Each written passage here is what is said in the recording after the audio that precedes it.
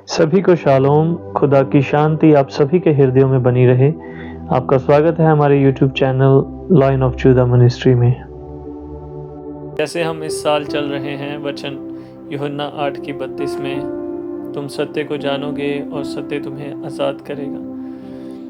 पहली आज़ादी जो है, पहली स्वतंत्रता जो है, वो हम बहुत सारी ऐसे विचार, बहुत सारी ऐसी मान्यताएं जो हम सुनते आ रहे हैं, मगर उनके अंदर जो सच्चाई है वो नहीं है, या उनका नज़रिया जिस तरह से हम उनको देखते हैं, उन बातों को, वो वैसी है नहीं।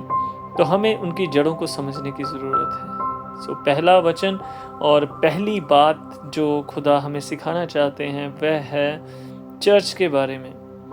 आज हम मसीह भाई बहन चर्च के साथ जुड़े हुए हैं, और मैं भी किसी समय पे ऐसा मानता था कि जो बिल्डिंग है, जो चर्च के नाम से प्रसिद्ध है, जिसके ऊपर क्रॉस लगा हुआ है और जिसके ऊपर लिखा है ये चर्च है, गिरजाघर है, तो मैं उसे गिरजा मानता था, मैं उसे चर्च मानता था, मगर असल में वो नहीं है।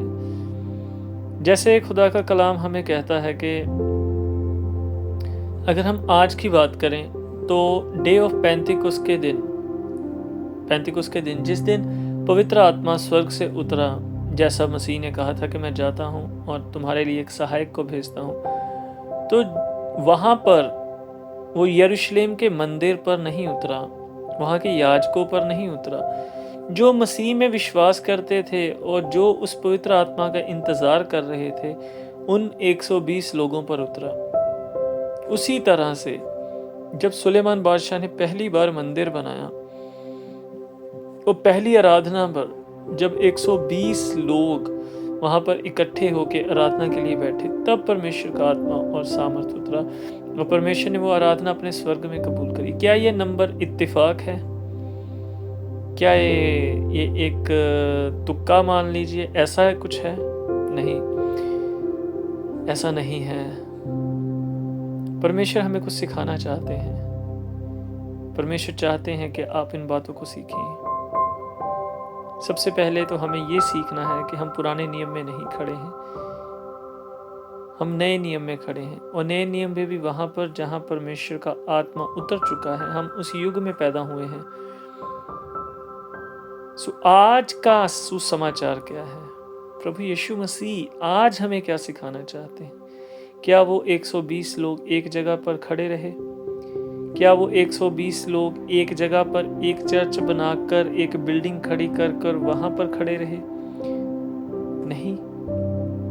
वो 120 लोग, वो 12 चेले अपनी पूरी मेहनत से, परमेश्वर की अगुवाई से दुनिया के हर एक कोने में गए और उन्होंने हर एक को प्रभु यीशु मसीह की कुर्बानी की कथा सुनाई, और प्रभु यीशु मसीह पर जिसने विश्वास किया, उन्होंने परमेश्वर के नाम में उन्हें एक किया कि हम प्रभु यीशु मसीह के द्वारा परमेश्वर से जुड़ सकते हैं। और खुदा का कलाम कहता है कि तुम पवित्र आत्मा का मंदिर हो, तुम्हारी देह पवित्र आत्मा का मंदिर है। तो ये दो बातें कैसे एक साथ हो सकती हैं? बिल्कुल हो सकती हैं। जैसे एक सिक्के के दो पहलू होते हैं, जो आपस में मेल तो नहीं खाते, मगर आपस में जुड़े जरूर होते हैं, और उसमें से एक भी बात, अगर एक भी छाप ना हो, तो उस सिक्के का उसका कोई मूल्य नहीं। उसी रीति से, बिल्कुल उसी रीति से जो यरूशलेम का मंदिर बनाया, मगर उनके अंदर 120 लोगों ने जब आराधना करी थी, बिल्कुल उसी रीति से जब परमेश्वर ने अपनी देह के द्वारा हमें अपनी देह में पवित्र आत्मा का मंदिर बनाया, पहले उन्होंने अपनी देह को कुर्बान किया हमारे लिए, हमारे पापों को अपने ऊपर लेकर क्रूस पर जान दी। उसके बाद हमारे लिए परमेश्वर का रास्ता खुला कि हम पिता से मिल सकते हैं प्रभु यीशु मसीह के द्वारा। तो हम मसीह पर विश्वास करने के द्वारा हमारी देह पवित्र आत्मा का मंदिर ठहरी, और जो सुसमाचार, जो आशीषें, जो परमेश्वर का अनुग्रह सिर्फ यरूशलेम और इज़राइल तक सीमित था, उसके बाद पूरे जगत के लिए खुदा ने उन द्वार को खोला कि खुदा ने कहा, पूरे जगत से खुदा ने इस तरह जगत से प्यार किया, इस कदर परमेश्वर ने जगत से प्यार किया कि उसने अपना इकलौता पुत्र दे दिया। जो कोई उस पर विश्वास करे, किस पर? प्रभु यीशु मसीह पर विश्वास करे वह नाश न हो, अनंत जीवन पाए। और ये सुसमाचार चेले लेकर सारी दुनिया में गए। जो एक सीमित जगह थी उसको पूरी दुनिया में फैला दिया। खुदा का सुसमाचार सारी दुनिया के लिए फैला, वो नजात सब दुनिया के लिए फैली। और हर एक इंसान जो बेटे पर विश्वास करता है, पिता उसके पास है।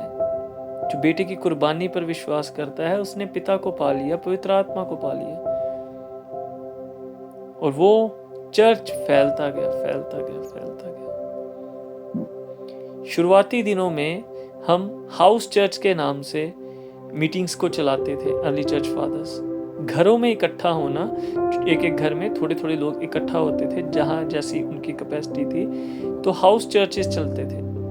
तो हाउस चर्च हो गया क्या? चाहे वो 120 लोग सुलेमान बादशाह के यरूशलेम के मंदिर के थे, चाहे वो 120 लोग डे ऑफ पेंटिकोस्ट के दिन इंतजार कर रहे पवित्र आत्मा के लिए वो थे, वो 120 लोग चर्च हैं। चर्च कौन है? वो 120 लोग। आपके चर्च के 60 हो सकते हैं, 100 हो सकते हैं, 20 हो सकते हैं, 10 हो सकते हैं। हर एक देह पवित्र आत्मा का मंदिर है जो प्रभु यीशु मसीह में विश्वास करते हैं। तो चर्च कौन है? चर्च वो 120 लोग हैं जो आपके चर्च में लोग इकट्ठा होते हैं, वो लोग चर्च हैं। वो ईंट पत्थर से बनी हुई बिल्डिंग, वो हॉल चर्च नहीं है।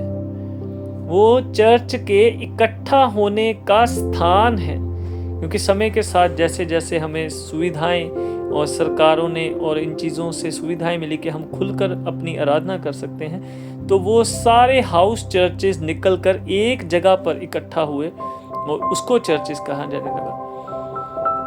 वो स्थान जो एक हॉल के रूप में है, एक जगह के रूप में है, उसको चर्च नहीं कहते। उस स्थान की छत के नीचे इकट्ठा हो रहे लोगों को चर्च कहते हैं। इससे क्या हुआ? पहली बात हुई कि हम एक जो ईंट और पत्थरों का बना जगह थी उससे कटकर खुदा में विश्वासी लोगों से जुड़ गए। जब से परमेश्वर ने ये प्रकाशन मुझ पर जाहिर किया, तब से मुझे मसीह विश्वासी लोगों से बहुत ज़्यादा प्यार हो गया, उनके लिए बहुत ज़्यादा इज्जत, उनके लिए बहुत ज़्यादा एहतराम बढ़ गया। वो उस जगह के लिए क्या प्यार कम हो गया? क्या हम चर्च जाना छोड़ दें? नहीं, वो तो ऐसी जगह है जहां सारे विश्वासी इकट्ठा होते हैं। मेरा अपने चर्च के लिए ज़्यादा प्यार बढ़ गया कि खुदा ने हमें एक ऐसी जगह दी है जहां हम सब विश्वासी मिलकर मसीह विश्वास पर खुलकर बात कर सकते हैं, प्रार्थना कर सकते हैं। प्रभु इन सब के द्वारा हमें सिखा सकते हैं, हम सीख सकते हैं और सब मिलकर परमेश्वर की महिमा कर सकते हैं। मगर मेरे मन के जहन में सबसे अंदर क्या है कि वो एक जगह है, चर्च उस जगह के नीचे इकट्ठे होते लोग हैं। दोनों सिक्के के पहलू हैं जो आपस में मेल नहीं खा रहे मगर आपस में जुड़े हुए हैं। वो सुविधा है जिसके नीचे हम सब अपने अपने घरों से निकलकर एक मसीह विश्वास में इसी मकसद से इकट्ठा होते हैं कि हमने वहां पर प्रार्थना करनी है, मसीह विश्वास को बढ़ाना है, आत्मा में बढ़ना है। हमारे लिए दास नियुक्त किया गया है, हम उनसे सीख सकते हैं, वो हमारे लिए प्रार्थनाएं कर सकते हैं और हम परमेश्वर में बढ़ सकते हैं।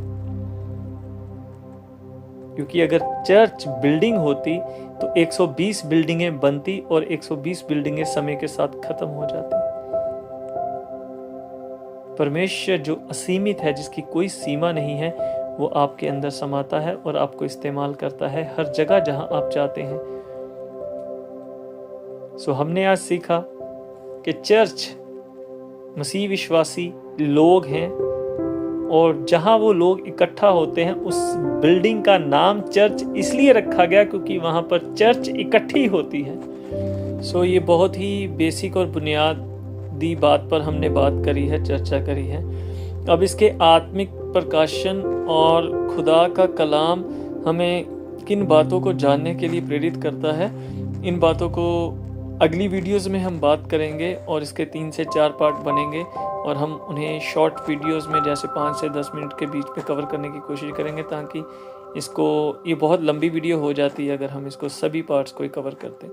सो नेक्स्ट पार्ट के लिए जुड़े रहें। खुदा आपको बरकत दे, बहुत सारी आशीष दे। इस साल में बहुत सारी सत्य को जानना है और अपने आप को बहुत सारी धारणाओं से और मान्यताओं से आज़ाद करना है। खुदा आपको बहुत सारी आशीष और बरकत दे। खुदा का अनुग्रह आप सभी पर बना रहे। पवित्र आत्मा आपको आपके हर छोटे बड़े फैसले में अगुवाई करे। वचन को पढ़ते रहें, वचन में बढ़ते रहें। आप सभी को शालोम।